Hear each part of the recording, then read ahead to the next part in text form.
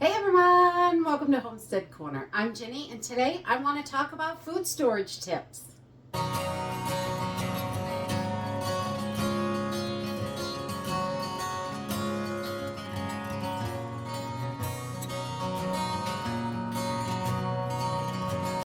So today I thought we would go over some food storage tips about storing your food, how to go about things, and kinds of things that you want to use.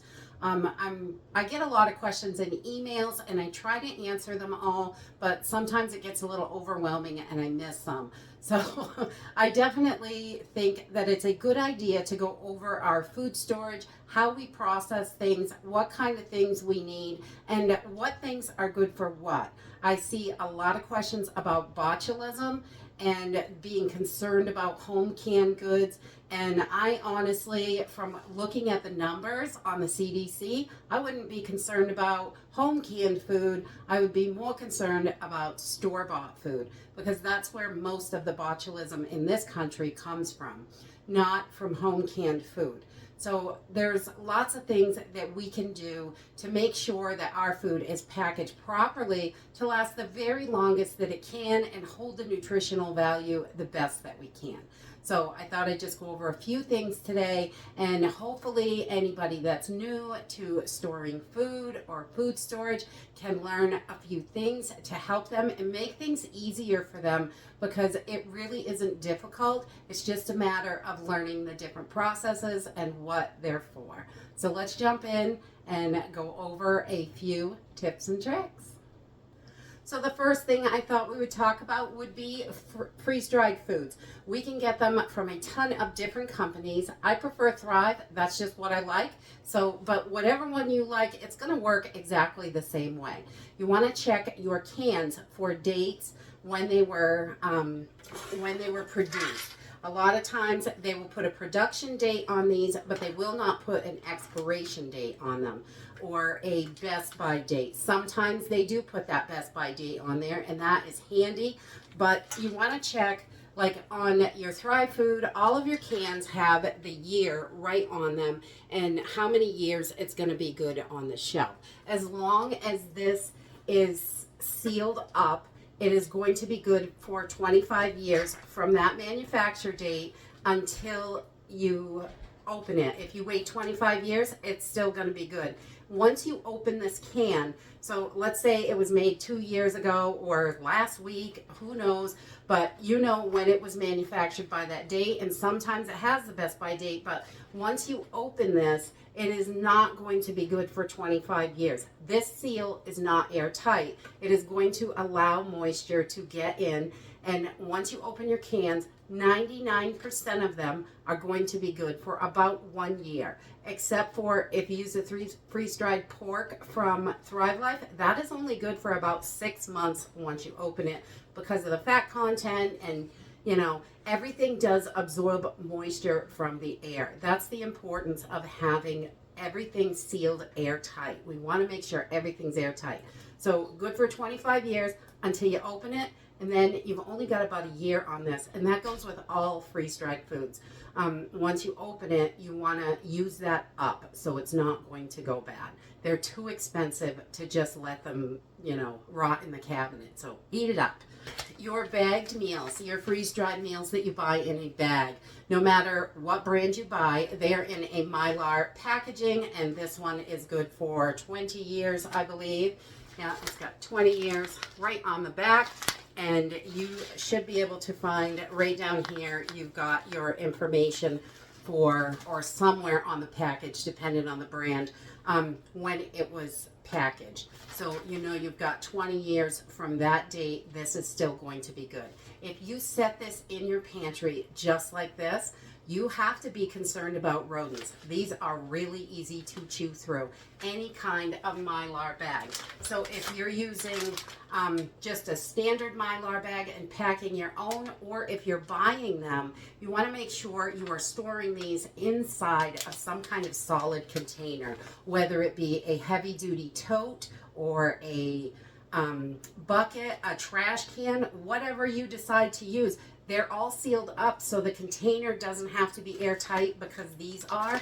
And you're going to be sealing these airtight as well. So the container outside doesn't have to be airtight, but it needs to be rodent proof, because when you are having food storage, if you don't have rodents now, you will. Unfortunately, they look for it. They'll chew through the walls. They do not care. We live in an old home that was built in the 40s, and I think that, you know, you cannot stop this, especially if you're in a brand new house. Not quite so bad, but once they break through, they're getting in, and it's really hard to get rid of them. So making sure that your Mylar bags are inside of some sort of chew-proof container, or if you're using buckets and totes, we like to leave some space behind them, not directly up against the wall, so we can look around the buckets and make sure that if they're chewing through buckets, and they can, it just takes them a while, but we can stay on top of that and keep, you know, just give a quick walk through and see if anything's opened up. Really easy and simple to do. It doesn't take much time, but it can save your food. If you notice they're starting to chew, got to get that fixed, you know, into a new container, repair it, whatever it is, and make sure that your food is safe. You've spent way too much money to lose food.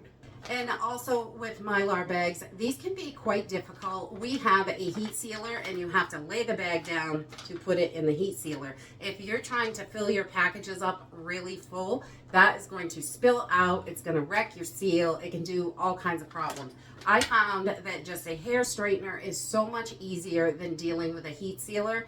And I picked this up at the thrift store for $2. So it's something that I think everybody should have in their home. And it's really simple and easy. You can sit your package upright and just seal it with the hair straightener. So go to the thrift store, clean it up with some alcohol, you are good to go. $2, I mean, or under $5, definitely, pretty much any place. But we love the Wallaby bags because they are a lot thicker than other bags. You can definitely use any Mylar bag that you like, and find one that you like, and I would stick with it because you want good quality. I love that these are 7.5 mil thickness, so they are extra thick. You don't have to worry about as much poking through them if you've got sharp contents in them.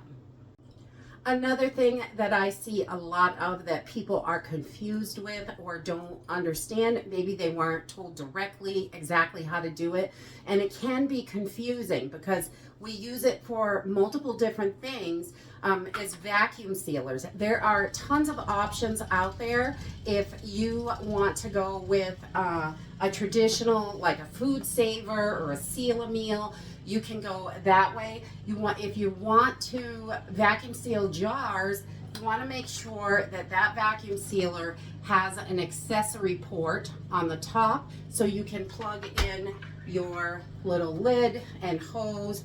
You can just plug your little hose right in there and vacuum seal jars, and you're only going to use the vac seal, so it doesn't need to heat up. So this is perfect for that. And also when you are vacuum sealing jars, if you're not putting it in the fridge and you want it on the shelf, it has to be dried goods. You cannot vacuum seal French fries or steak and put it on the shelf. I know some people question that because it's all sealed up, it's airtight, but it is not processed to go on the shelf.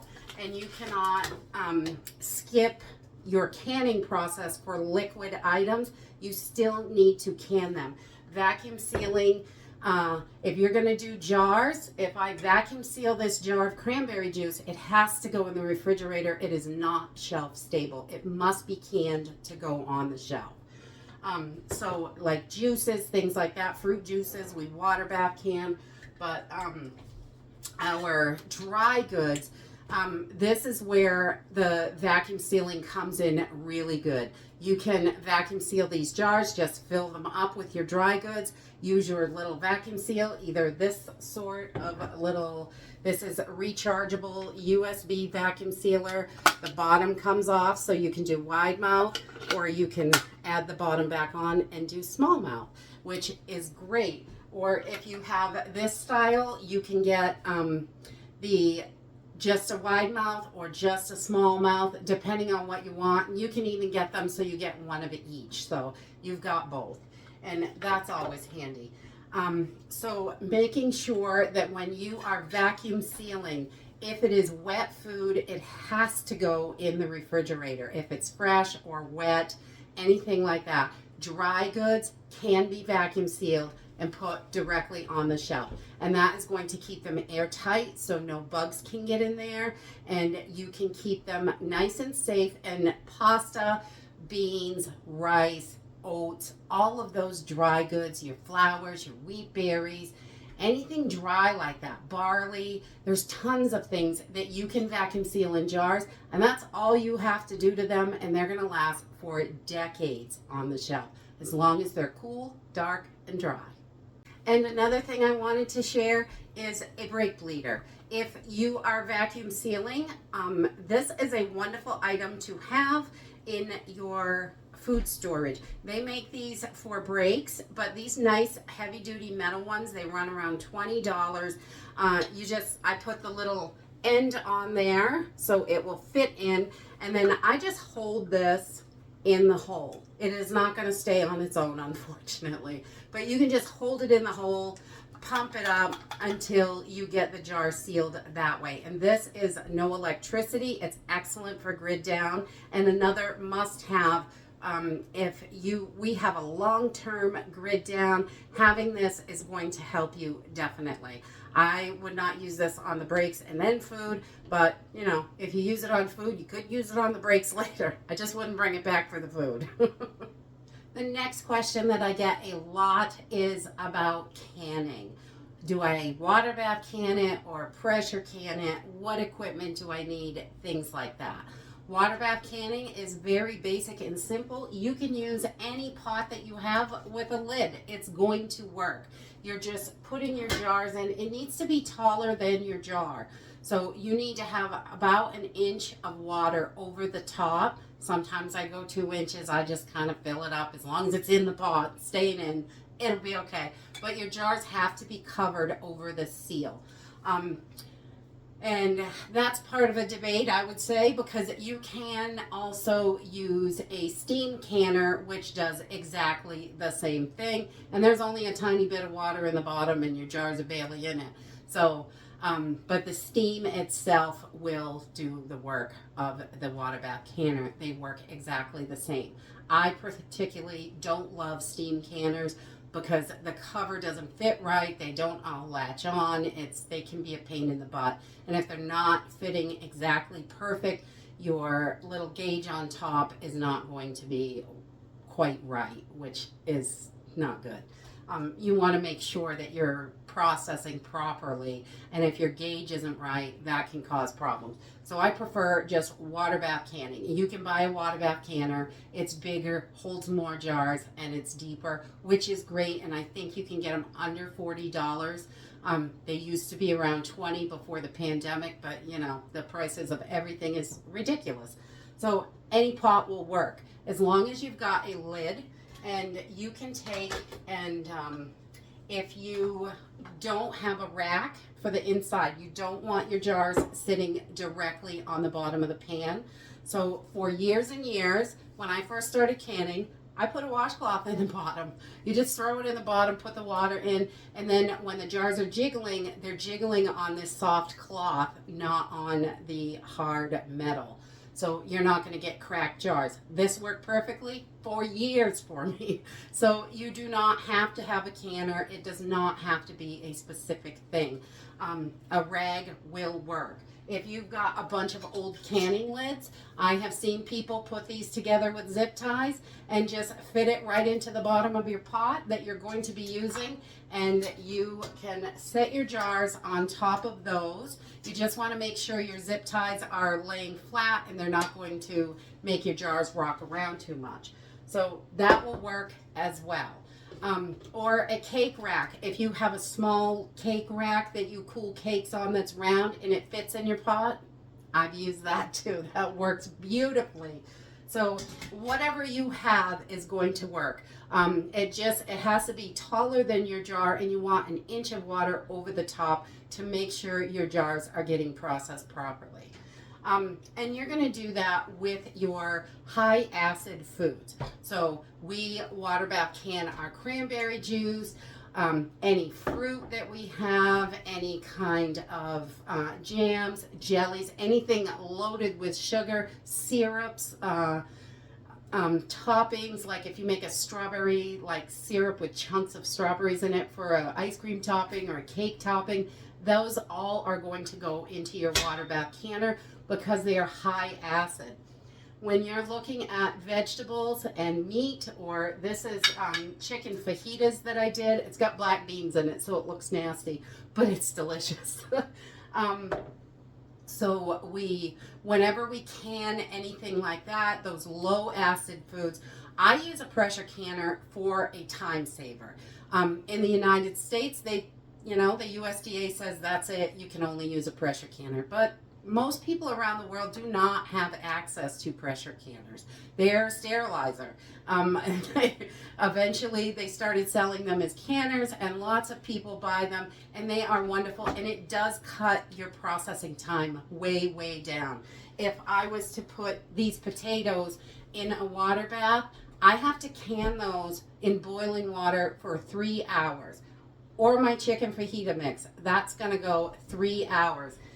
In a pressure canner, because of that pressure, it cooks the food, and I usually only pressure can raw food, but it cooks the food, and it is also going to, when it seals the jar, everything is done in there, but it cuts that time way down.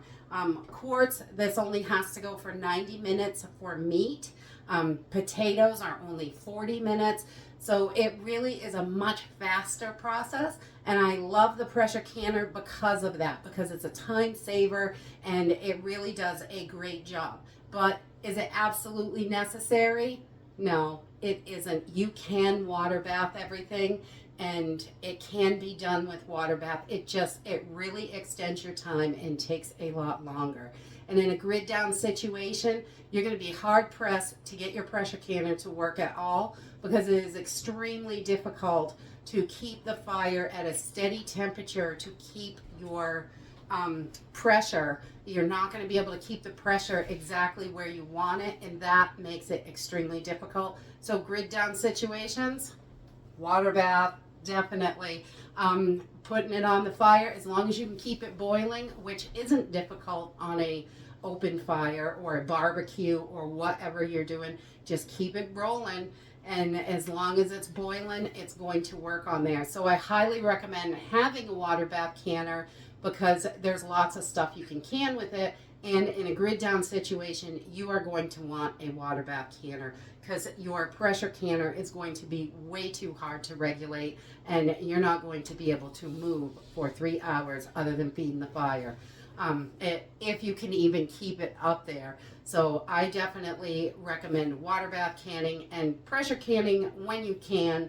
I love pressure canning because of the huge time saver that it is. So the only other thing I have for today is making sure that you are rotating your food. First in, first out. You do not have to worry about it going bad that way. Even if you have, let's say your best by date is a year out, or it's, just went by, you're fine as long as you're rotating through it.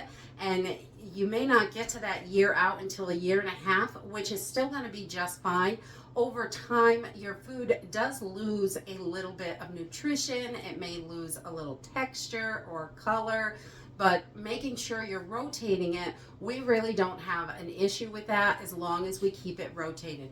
Once in a while, you find one of those random jars stuffed in the back, and definitely give it a quick smell. Make sure everything looks okay, nothing's leaking, nothing's rusted, and if it smells good, you can try a little taste. It is not going to kill you, even if it's bad. A little taste of it, and if it tastes funky, definitely do not eat it. But most food is going to be just fine well past that best by date. It is just something that the store has to put on there. And after that date, it can start to deteriorate. But keeping your food in the absolute best conditions, cool, dark, and dry, is going to keep your food the longest on your shelf.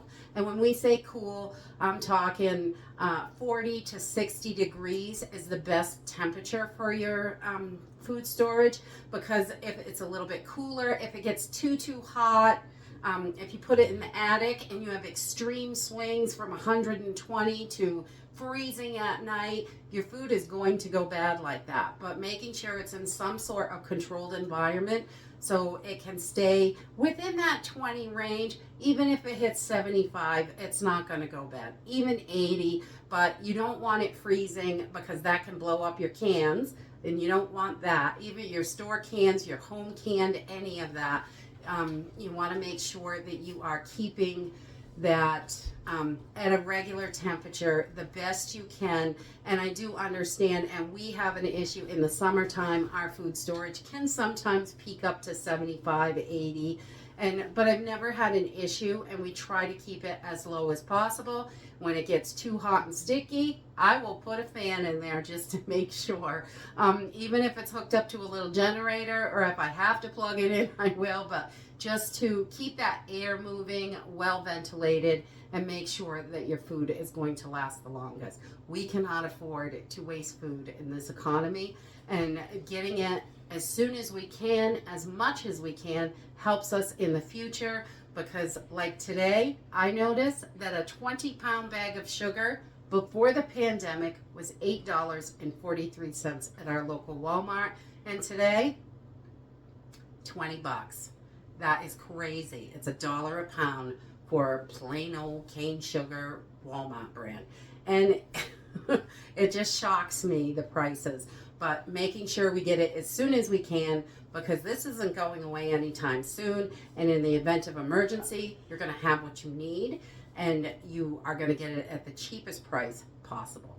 And that's it for today. If you have other questions about food storage that you would like me to answer in a video like this, please put them in the comments down below. I will do another video. I want to help everybody keep their food as long as possible in the best conditions as possible, so that you are able to make it through this crazy inflation and any kind of wacky disaster that's coming our way. Because they're all wacky lately, aren't they? It's nuts. And that's it for today. I hope you enjoyed this video, and I hope to see you next time. Bye!